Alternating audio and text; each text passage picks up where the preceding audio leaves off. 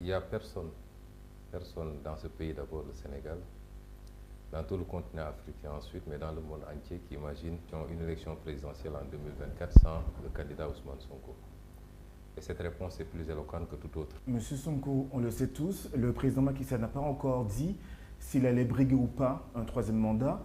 Et pourtant, on sent de la méfiance, même de l'anxiété au sein de l'opposition. Que craignez-vous exactement? Le débat n'est pas qu'est-ce que Macky Sall va dire. Macky Sall n'est qu'un citoyen parmi 17 millions de Sénégalais. Et quelle que soit sa fonction, qu'il ne doit qu'au peuple sénégalais, il est tenu par la même constitution que nous tous. Et cette constitution dit que nul ne peut faire plus de 2 mandats consécutifs. Ici, en 2012, le peuple s'était soulevé contre la troisième candidature de Abdoulaye Wade. Ça nous a coûté 12 vies humaines de jeunes Sénégalais et énormément de dégâts matériels. Et cela n'est plus admissible dans nos pays. Ces 2 mandats, à l'issue de ces 2 mandats, vous passez la main. On organise des élections libres, démocratiques, transparentes.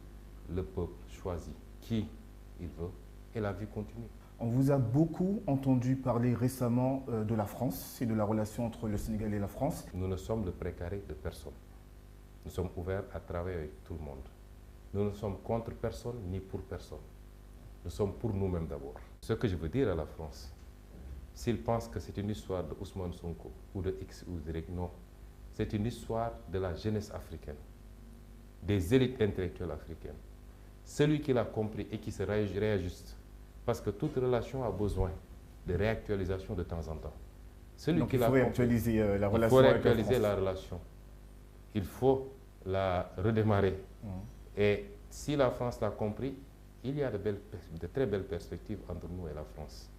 Mais si la France ne l'a pas compris, malheureusement, pensant que le ton et le comportement paternaliste qu'il y avait en temps pour continuer, ça risque de très mal se passer. Comme on le voit au Mali, comme on le voit au Mali, en Afrique centrale, en Centrafrique du moins, au Burkina Faso, ce qui n'est pas souhaitable. Nous disons toujours à nos amis, même burkinabés, maliens, etc., qu'il n'est pas souhaitable de rompre les relations. Il faut se retrouver autour d'une table et discuter, mais que chaque pays défende. L'Afrique a encore besoin de la France. L'Afrique a besoin de tout le monde et tout le monde a besoin de l'Afrique. La France, à elle seule, ne peut pas symboliser les relations de l'Afrique. Ce serait très réducteur. Alors justement, M. Sonko, on parle beaucoup de la France. Il y a aussi la Russie avec sa puissance militaire, il y a la Chine avec sa puissance économique, et il y a les États-Unis. Comment voyez-vous, comment l'Afrique pourrait tirer des bénéfices de cette lutte des puissances internationales sur le continent? Cette lutte de positionnement. Nous sommes libres de nous choisir nos partenaires selon nos intérêts. Et sous cet angle-là, évidemment, si on considère qu'on peut bien négocier avec les États-Unis, avec la Grande-Bretagne, avec l'Union européenne, avec la Chine ou avec la Russie, pourquoi pas?